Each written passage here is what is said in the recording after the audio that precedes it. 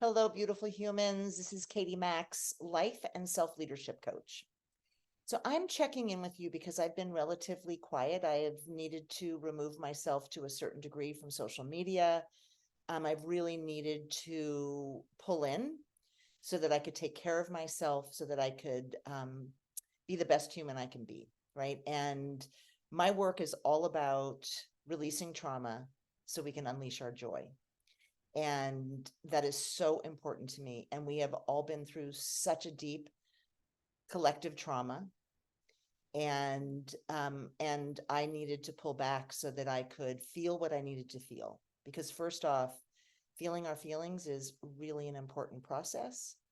I've really needed to tune in with people that have my back, that love me, that see me, that support me, and vice versa, that I have their back, I see and love and adore, and have their back. So it was really a time of pulling in to garner my own connection to myself. And I call this attunement, which is undivided attention to myself and unconditional acceptance of myself. And I cannot really stand in my own attunement when I'm in reaction and in a threat responses. And that's what I felt in October when the horrific things started happening in Israel and now Gaza. And I am committed to bringing joy, love, and peace to myself, to you, and to the planet. And sometimes that means pulling back and really doing the necessary self care work so that I can have the energy and hope and fortitude to step into the unknown, which is where we all are. So that's why I took a break. And so I'm putting this video out there because I just want you to know that I'm thinking about you. I see you. I love you. I know that so many people are struggling. And I just want to normalize it, that the whole world is just getting rocked. And actually, the world's been rocked for the past many years. And then we hit a whole new level of being rocked with COVID. And it's been pretty wild since then. So, yeah, I just want you to know that it's okay to be feeling what you're feeling. It's necessary to feel what you're feeling. And it's also really important to feel our feelings because what I'm actually observing is so much, uh, such a mirror of what's happening in our world. So, what do I mean by that?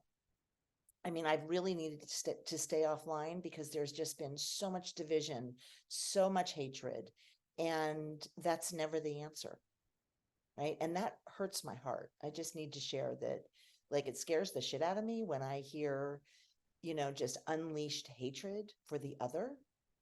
It just blows my mind because it is such a low vibration. It's based in fear and anxiety, and it's about blaming the other. And at the end of the day, it's never about the other. It's about what's my part? How do I want to live? What do I value? What's important to me? And how do I share that with the world?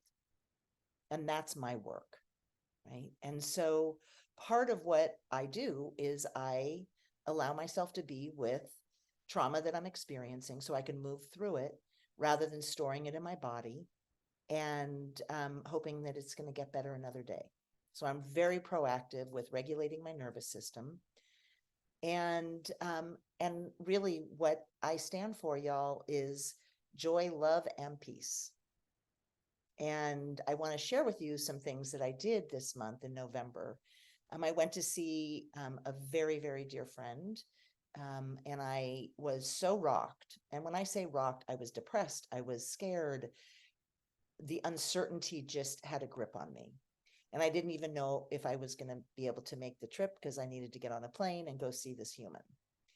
And I just knew it was in my best interest. So I was a yes. So I went and I was able to get reconnected with myself. So I'm sharing this because if you're rocked, if you just feel like you're not clear about how to like move through what you want to move through, it's really important to take a break.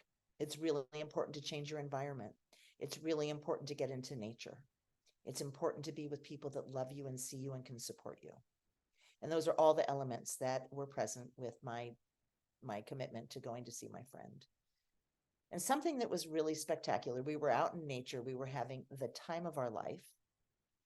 And I realized, like, it's so hard for people to be in joy, first of all, because it gets sucked out of us in childhood, right? Like, joy is seen as frivolous, pleasure is seen as frivolous. And so we learn to suffer pretty early on. And one of the things that really occurred for me when I was with my friend was, oh no, it's my job, first and foremost, to bring joy to my life so I can share that light with others. And even if people are suffering, even if there are horrific things happening in the world, if I turn my light off, that is going to add to the darkness. And I won't do that. So when my friend and I were down in Mexico, we did all kinds of rituals, and that's something that I do with my clients, just creating rituals for everything. And then I got married to myself, right? So we did this whole ritual in the morning, and then it was like, oh, it's time to marry myself. I have been so focused on others for such a large portion of my life, and would go to hell or high water for y'all. And that wasn't necessarily the case for me. And so when I married myself, I married my joy, pleasure, and freedom. Those are qualities that I stand for in my life, and I stand for them in your life. So I had a gorgeous ceremony marrying myself, and it was a game changer because I made that commitment to myself. It wasn't just a thought like, oh, it would be really nice, but like, I'm all in. I'm all in for this journey. I'm all in to transform myself so that we can transform the world. And if I go down in darkness, if I go down in fear, if I go down being at the effect of what is being done in the world, then I cannot stay connected with myself. So that was huge. And the other thing that occurred, I am in groups. I stay connected with people that are like-hearted, like-minded, that really are here to heal themselves, so that we can be present with ourselves and present with those that we love, and present to our clients, and present in the world. And so I was talking to a mentor of mine, and I got really clear about my values. So I just want to share my values, and they are such a beautiful guide for me to see the world through, and they're really my truth. So number one, joy, being connected to joy, feeling the joy, noticing the joy that is all around us. So what do I mean? I mean, I'm connecting with my friends on a deeper level. You know, I'm coming out of COVID now and going, you know what, I really want to socialize more, because that actually started to really fall off my plate. I can socialize online, but I really wasn't proactive in, you know, getting together with people. And I have been for the last couple of months, and it feels so, so good to connect. But first, I need to be connected with myself deeply before I can authentically connect with others. And so joy is a profound thing. Regulating my nervous system brings me joy, right? It feels so good not to be in reaction. It feels so good to just have like a hum in my system that just,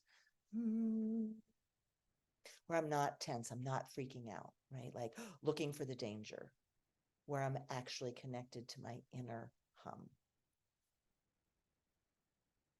And then, you know, bringing that into my relationship with my beloved. Our relationship is just getting better and better. And it doesn't mean that we don't have hard days, because we do. Hard moments and hard days definitely occur. But my commitment is to the goodness and going higher in our relationship. And that's what we're doing. So there's some bumps, there's some things, but that's okay. Number two, mutual benefit. And mutual benefit is, no matter what I do, whether it's with my beloved, whether it's with my clients, whether it's within family. It's my relationships must live in mutual benefit, right? And as someone who was an overgiver in the past, I would just pour into people, pour into my clients, pour into everything, and then I would burn out and be freaking exhausted, right? So mutual benefit is knowing that when I take care of myself, I'm actually honoring my commitment to you.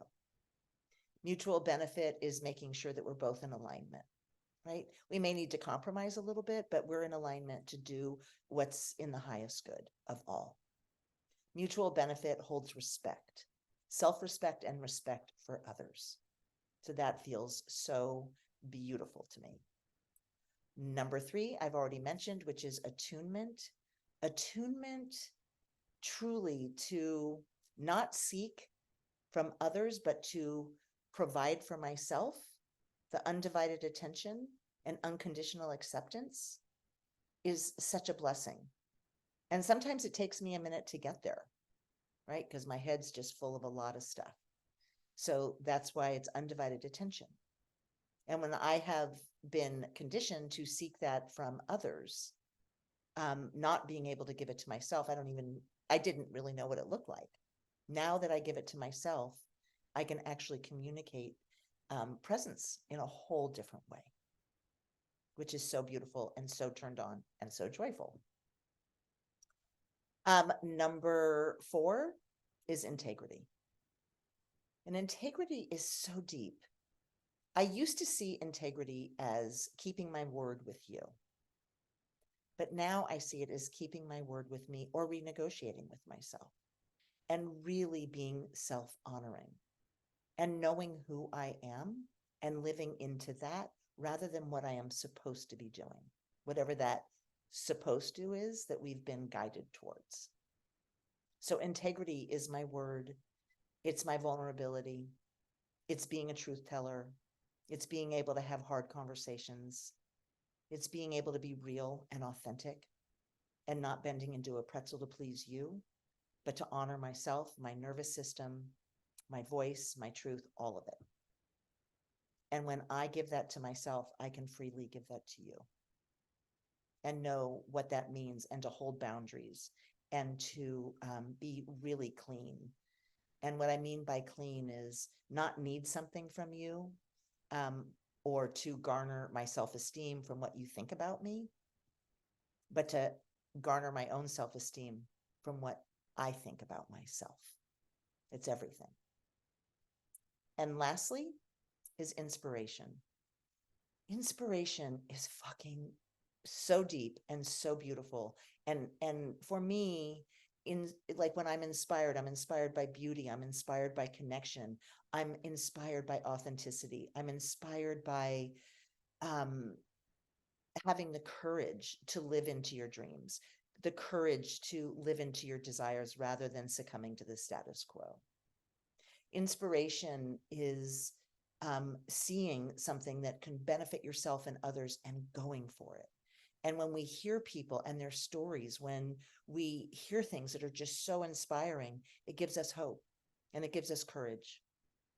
And inspiration is so important because hope and courage, I believe, is what we're being asked for right now. And so I just wanted you to know why I took a break. I'm coming back slowly but surely.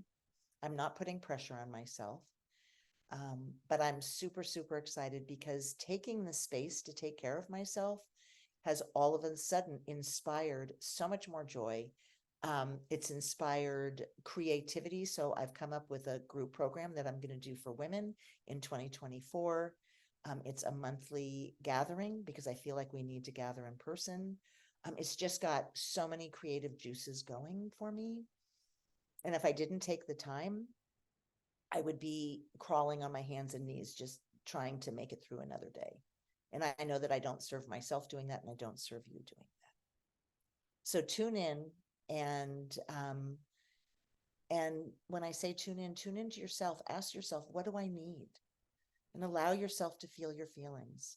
Connect with others that see you and love you and can reflect that to you. Get out into nature. focus on what lights you up and do more of that. And things will start to change and shift. I'm sending you so much love, and I wish you the best, and I will be in touch soon. Mwah.